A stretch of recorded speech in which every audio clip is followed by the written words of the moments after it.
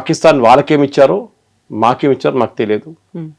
Just know as we speak, before మన ఈ interview మొదలయ్యే ముందు ట్రంప్ ఒక కొత్త CBS న్యూస్లో వచ్చిన న్యూస్ చూశాను. వాళ్ళు అంటున్నారు కాదు, ట్రంప్ అబద్ధం చెప్తున్నారు, it was there in the thing. Israel కోసం ఇజ్రాయెల్ని కొంచెం హ్యాపీగా పెట్టుకోవడానికి ఆయన అన్నారంట. అది నౌ ఎవరు అబద్ధం చెప్తున్నారు ఇప్పుడు చాలా క్లియర్ అయిపోయింది, ఇట్ వాస్ ట్రంప్. కానీ ఇదే టైంలో మీరు చూసుంటారు, ఈ ఒప్పందం అని చెప్పి ఏదైనా ఒక పేరు చెప్దాం దానికి, సీజ్ ఫైర్ అనే అగ్రిమెంట్కి వచ్చినప్పుడు నిన్న పొద్దున ఇజ్రాయెల్ ఏం చేశారంటే బేరూట్ అండ్ చుట్టుపక్కల ఉన్న ఏరియాస్లో బాంబింగ్ 100 sites బాంబ్ చేశారు. 100 sites, 240 అంటున్నారు, 350 అంటున్నారు, చాలామంది చనిపోయారు, including the head of Hezbollah. కొత్త హెడ్ నస్రుల్లా పోయిన తర్వాత కొత్త ఆయన అపాయింట్ చేశారు ఇరాన్, ఆయన కూడా పోయింది నిన్న. సో ఇజ్రాయెల్ ఏమంటున్నారంటే ఇప్పుడు they put it on pause అనిపిస్తే మేము లెబనాన్తో మాట్లాడతాం. మన ప్రేక్షకులు కూడా అర్థం చేసుకోవాలి, ఈ హెజ్బుల్లా అనేది ఒక టెర్రరిస్ట్ గ్రూప్. లెబనాన్ ఒక టైంలో క్రిస్టియన్ కంట్రీ ఉండే కంప్లీట్గా. లాస్ట్ ఒక 60-70 సంవత్సరాలలో ఈ క్రిస్టియన్ కంట్రీ ముస్లిం కంట్రీ అయిపోయింది. చాలామంది మిగతా దేశాల నుంచి వచ్చి సెటిల్ చేయడం మొదలుపెట్టారు. Now Christians I think are only about 16%, 16%. మొత్తం వాళ్ళ డెమోగ్రఫిక్ ప్రొఫైల్ మారిపోయింది. సో ఈ పరిస్థితుల్లో అక్కడ లెబనాన్తో మేము మాట్లాడతాము అండ్ ఇజ్రాయెల్ ఏమంటున్నారు, దాని కండిషన్ ఏంటి, దట్ హెజ్బుల్లా వుడ్ బి డిసార్మ్డ్. అది జరగదు. లెబనాన్కి అడగడానికి దమ్ లేదు, హెజ్బుల్లా చెప్తే పట్టించుకోరు. సో ప్రెడిక్టబ్లీ వారం తర్వాత మళ్ళీ, వారం కూడా అక్కర్లేదు, 4 రోజుల తర్వాత మళ్ళీ మొదలవుతుంది. ఎందుకంటే ఈ ఇష్యూ హెజ్బుల్లాతోనున్న ఇష్యూ ఎప్పటి నుంచో ఉంది, 40 సంవత్సరాల నుంచి ఉంది. ఇరాన్ తీసుకొచ్చి కూర్చోబెట్టిన ఒక గ్రూప్ ఇది. As much as Hamas sitting in Gaza. Gaza ఎవరిది? Gaza comes under Palestinian authority. ఎవరు? మన యాసిర్ అరాఫాత్ వాళ్ళ పార్టీది. వెస్ట్ బ్యాంక్ వాళ్ళదే, గాజా కూడా వాళ్ళదే. కానీ వాళ్ళు అథారిటీ అక్కడ పేరు కోసం అథారిటీ ఉంది, కానీ అథారిటీ వాళ్ళు అక్కడ స్థాపించలేకపోతున్నారు. హమాస్ వచ్చి కూర్చున్నారు అక్కడ. Same situation Lebanon, same situation Yemen. అక్కడ హూతీ అనే ఒక గ్రూప్ వచ్చి కూర్చున్నారు. వాళ్ళు ఇప్పుడు ఆ దేశం టేక్ ఓవర్ చేసుకున్నారు, కానీ ఇప్పుడు వాళ్ళని చాలా మటుకు సౌదీ అరేబియా కంట్రోల్ చేశారు. 1/3 ఆఫ్ యెమెన్ ఇస్ విత్ హూతీస్. ఇప్పుడు ట్రంప్ డెలిగేషన్ ఎవరు, మన JD Vance కానివ్వండి, స్టీవ్ విట్కాఫ్ కానివ్వండి, జారెడ్ కుష్నర్ కానివ్వండి, వీరు ఇప్పుడు వస్తారా లేదా తెలియదు. ఎందుకంటే Iran has made it very clear, we will not come to Pakistan till మీరు ఇజ్రాయెల్ని ఆపేదాకా మేము అక్కడ రాము. ఇజ్రాయెల్ని ఆపడానికి ప్రెసిడెంట్ ట్రంప్కి చెప్పడానికి ఆయనతో కాదు, పట్టించుకోరు కూడా ఇజ్రాయెల్. మేబీ డిప్లొమాటిక్లీ వాళ్ళు అంటారు okay 1 week 2 weeks we will manage అని, అంతే. దానికన్నా ముందు వీళ్ళు వెళ్ళలేరు, they cannot do it also. So చాలా fluid situation. Strait of Hormuz, ఎందుకంటే సీజ్ ఫైర్ మొదలయ్యే ముందు మీకు గుర్తుండదు కవిత గారు, ప్రెసిడెంట్ ట్రంప్ చెప్పారు one of the conditions is strait of హార్మోస్ని ఓపెన్ పెట్టాలి, then only cease fire will start. ఇప్పుడు సీజ్ ఫైర్ ఉందంటే లేదు, because strait of Hormuz is closed. Straight of హార్మోస్ ఎందుకు క్లోజ్ చేశారు? అక్కడ ఇజ్రాయెల్ బాంబ్ వేశారు. The entire thing is linked, connect the dots అన్నమాట. ఈ పరిస్థితిలో ఉన్నాం. సో ఇప్పుడే ట్రంప్ కూడా ఒక మాట అంటున్నాడు, ఇరాన్ ఉన్నా లేకపోయినా కానీ హర్మూజ్ని మేము ఓపెన్ చేస్తాం, దాన్ని మేము రన్ చేస్తాము, ఎగ్జిక్యూషన్లో ఉంటుంది అనేటువంటి ఒక మాట. ఇరాన్ లేకపోయినా అంటే దట్ ఈస్ వాట్ ట్రంప్ ఏమన్నారంటే, ఫస్ట్ మీకు గుర్తుంటుంది 3 రోజుల ముందు ఆయన అన్నారు మేమిద్దరు కలిసి కలెక్ట్ చేసుకుంటాం టోల్ అన్నారు. దాని తర్వాత ఇవాళ పొద్దున ఆయన ట్రూత్ సోషల్లో ఒక పోస్ట్ పెట్టిండు, ఇరాన్ కి లాస్ట్ వార్నింగ్ ఇది, if they don't open straight of Hormuz అంతే సంగతి, మా అందరు రెడీగా ఉన్నారు వాళ్ళ మీద ఫైర్ చేయడానికి.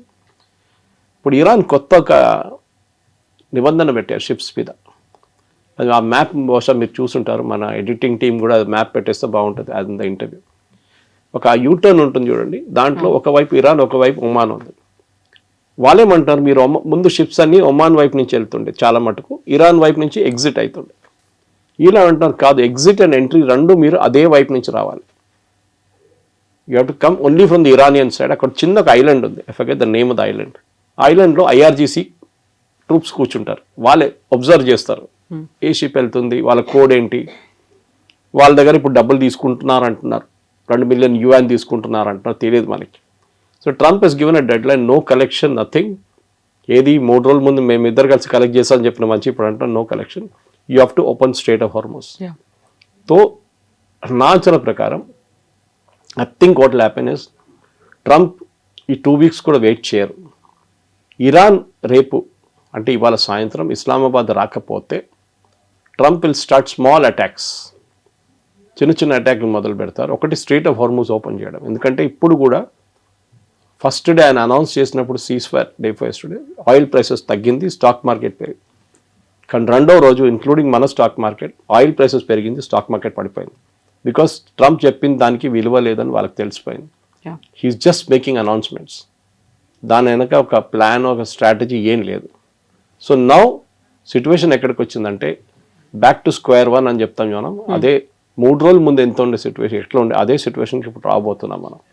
బహుశా ఇవాళ ఈవినింగ్ ఆ మీటింగ్ జరగకపోతే ఇస్లామాబాద్లో, దెన్ డెఫినెట్గా Trump will get in to action. Because gasoline prices మళ్ళీ యూఎస్లో పెరుగుతుంది and he cannot afford it. With the mid term polls రాబోతుంది, ట్రంప్కి ఒక పెద్ద డిజాస్టర్గా మారిపోతుంది. ఎగ్జాక్ట్లీ. ఇప్పుడు ఇస్లామాబాద్ టాక్స్ అనేవే 2 దేశాల మధ్య జరుగుతాయి, పాకిస్తాన్లో దానికి వేదిక అవుతుంది అని చెప్పిన తర్వాత అమెరికా ఆల్ సెట్, ఎవరెవరు వెళ్తున్నారు, ఎప్పుడు బయలుదేరుతున్నారు, ఆల్రెడీ అక్కడ 30 మంది టీం వెళ్ళి చూస్తోంది అక్కడ ఏర్పాట్లు ఎలా ఉన్నాయి అనేది.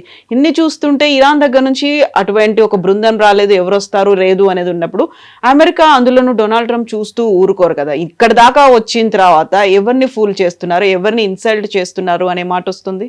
ఇది నెగోసియేషన్లో ఒక టాక్టిక్ ఇది. అంటే మీరు ఆపోజిట్ పార్టీ ఏమి ఎక్స్పెక్ట్ చేస్తున్నారు అది చేయకూడదు, చేస్తే మళ్ళీ దేర్ ఇస్ నో నెగోషియేషన్, మీరు యాక్సెప్టెన్స్ ఉంటుంది. సో ఇరాన్ క్లాసిక్ గేమ్ ఆడుతున్నారు. ఇది ట్రంప్కి తెలియట్లేదు, బహుశా ఆయనకి తెలిసి ఉంటుంది, కానీ ఆయన is not anticipating this will happen అని. కనెక్షన్ నేను చెప్పాను చూడండి, Lebanon, Hezbollah, Israel, Iran, strait of Hormuz and Pakistan, ఇదన్నీ ఒక కనెక్షన్ ఉంది. ఇప్పుడు ఒక్కటి జరుగుతూనే ఒకటి మూవ్ అవుతుంది, చెస్ బోర్డ్ లాగా, otherwise it will not move. And డెఫినెట్గా ట్రంప్ స్ట్రాటజీ ఆయన ఏం చెప్పట్లేదు, కానీ ఆయన ఇప్పుడు లాస్ట్ ఒక 5-6 అవర్స్లో వచ్చిన ట్రూత్ సోషల్ చూస్తే ఆయనకు చాలా కోపం వచ్చినట్లుంది. దట్ అమెరికాలో ప్రతి ఛానల్ ఆయన తిడుతున్నారు, మీరు చూసుంటారు. న్యూయార్క్ టైమ్స్ని New York false news, fake news, నేను సరెండర్ చేశాను అంటాడు. ఏం సరెండర్ చేశాను, నేనేం సరెండర్ చేయలేదు, America is not lost, America is one, అది ఇది అని చెప్పి ఫుల్. దాంతోపాటు నిన్న సాయంత్రం ఇవాళ పొద్దున కూడా అనుకుంటాను అదే టైంలో ముస్తఫా ఖమీనీ నుంచి ఒక స్టేట్మెంట్ వచ్చింది, సేయింగ్ దట్ మా దగ్గర చనిపోయిన వాళ్ళకి సంతాపం తెలుపుతూ వాళ్ళ చనిపోయిన ఎవరెవరు వాళ్ళని చంపారో వాళ్ళని మేము ఇడవాము. So that means Israel and US. అది కాకుండా మా దాంట్లో డిస్ట్రాయ్ చేసిన అన్ని ఇన్ఫ్రాస్ట్రక్చర్ కానీ హౌసింగ్ కానీ ఏదైనా దానికి నష్టపరిహారం ఇవ్వాల్సిందే. So they have to give money. So this is complicating things more. ఆయన బతికున్నాడా లేదా మనకు తెలియదు, కానీ బట్ ఒక స్టేట్మెంట్ మాత్రం రెగ్యులర్గా వస్తూనే ఉంది అనమాట. So somebody is giving a statement. అంటే అక్కడ ఇరాన్లో ఉన్న పొలిటికల్ గేమ్ అర్థం చేసుకోండి Kavitha garu. He's indirectly telling IRGC, boss I'm your boss, so మీరు నా మాట వినాల్సిందే, don't go and negotiate directly with US. ఇరాన్లో ఒక హార్డ్ కోర్ గ్రూప్ ఉంది, ఇస్లామిస్ట్ గ్రూప్, ఐఆర్జీసీలోనే. వాళ్ళు అమెరికాతో ఏ ఒప్పందానికి అగ్రీ చేయరు. They will not, as long as అటువైపు ఇజ్రాయెల్ కూర్చున్న దాకా. ఏ రోజు ఇజ్రాయెల్ వాళ్ళ పని చూసుకుని వాళ్ళు వెళ్ళిపోతారు, అమెరికా ఒక్కరైపోతారు, ఆ రోజు they will get in to the act.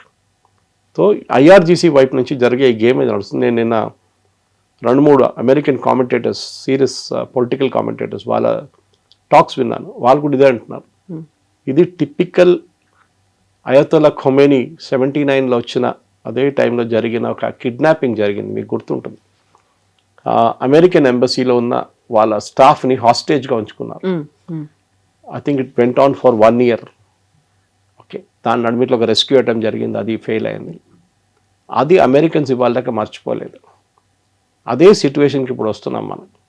ఈసారి కిడ్నాపింగ్ లేదు, కానీ అమెరికాని కిడ్నాప్ చేసుకున్నారు ఇరాన్, అమెరికాను ఉంచుకున్నారు. ఇప్పుడు అమెరికాలో ఉన్న ప్రతి channel including Fox News which is his own channel, అంటే ఓన్ అంటే ట్రంప్ కోసం పాటలు పాడతారు పొద్దున్న ఇవ్వగానే వాళ్ళు కూడా అంటున్నారు, నో, ఇరాన్ ఈ యుద్ధం గెలిచింది. అంటే ఫిజికలీ ఉండకపోవచ్చు, మెంటలీ ఉండకపోవచ్చు, కానీ అట్ అ డిఫరెంట్ లెవెల్ వాళ్ళు కలిసారు, ఎందుకంటే వాళ్ళు బతికి బయటపడ్డారు. This is the main thing. So పాకిస్తాన్లో జరగబోయే ఈ హైప్ క్రియేట్ చేశారు చూడండి, అది మొత్తం పడిపోయింది, హైప్ అంతా పోయింది. ఇప్పుడు I think we're back to square one. Next ఒక స్ట్రైక్ జరగాలంటే I think most probably Trump will call off the ceasefire by Monday or Tuesday. మళ్ళీ యుద్ధం మొదలవుతుంది, అదే ఇప్పుడు కాబోతుంది. సో కొన్ని గంటల్లో ఇస్లామాబాద్ లో టాక్స్ జరుగుతాయి అనుకున్నట్టుగా కొన్ని గంటల్లో 6th వీక్ కంప్లీట్ అయిపోయి 7th వీక్ లో కూడా ఎంటర్ అవుతుంది. 7th వీక్ లో ఎలాంటి డెసిషన్స్ తీసుకుంటారు? ఎందుకంటే ఇరాన్ అనేది వెళ్తోంది, చర్చలు కూడా యాక్సెప్ట్ చేయట్లేదు, మా డిమాండ్స్ నెరవేర్చండి అని అంటోంది. నెక్స్ట్ 7th వీక్ స్ట్రాంగ్ గా ఉంటుందా? ఫస్ట్ ఆఫ్ ఆల్ మనం అర్థం చేసుకోండి, అమెరికన్ ఫోర్సెస్ గురించి అర్థం చేసుకోవాలి. ట్రంప్ ఇవాళ పొద్దున్న చెప్పారు, they are all cocked and ready to fire అని చెప్పేసి. వాళ్ళు మీరు ఒక పెద్ద షిప్లో, జెరాల్డ్ ఫోర్డ్ ఇప్పుడు రిపేర్కి వెళ్ళిందండి, అబ్రహాం లింకన్ ఉంది అక్కడ, దాంట్లో ఉన్న సెయిలర్స్ 2,000, 3,000, 4,000, 5,000 మంది ఉంటారు. వాళ్ళని మెయింటైన్ చేయడం ఈజీ కాదు. అట్ సీ ఈజీ, సేల్ అవుతున్నప్పుడు మీరు ఫిక్స్డ్ పొజిషన్లో యాంకర్ వేసి పెడితే ఇట్స్ వెరీ డిఫికల్ట్. వాళ్ళ ఫుడ్ కానీ వాళ్ళ నీళ్ళు అన్నీ ఇస్తారు, అన్నీ ఉంటుంది, కానీ ఇన్యాక్టివిటీ అయిపోతుంది. టేక్ ఆఫ్ ఉండదు, ల్యాండింగ్ ఉండదు, ఏముండదు, అది జరగదు. సో దానికోసం అంటున్నాను, they will get in to some kind of action. So ఏదో ఒక చిన్న స్ట్రేట్ ఆఫ్ హార్మూజ్ ఓపెన్ చేయడానికి ప్రెసిడెంట్ ట్రంప్ యూజ్ చేయబోయే స్ట్రాటజీలో మీకు గుర్తుంటుంది, ఫస్ట్ 82nd ఎయిర్బార్న్ ట్రూప్స్ అని చెప్పి యూఎస్ నుంచి తెప్పించుకున్నారు. They are still there in the Gulf. వాళ్ళు పాసిబ్లీ ఖతార్లో ఉన్నారు. వాళ్ళతోనే వాళ్ళు I think you will try and open up Hormuz. ఎందుకంటే ఆ హార్మూజ్ ఓపెన్ చేసి నేను ఓపెన్ చేసేసానని చెప్పి వెళ్ళిపోవడమే ట్రంప్ స్ట్రాటజీ ఇప్పుడు. అదర్వైజ్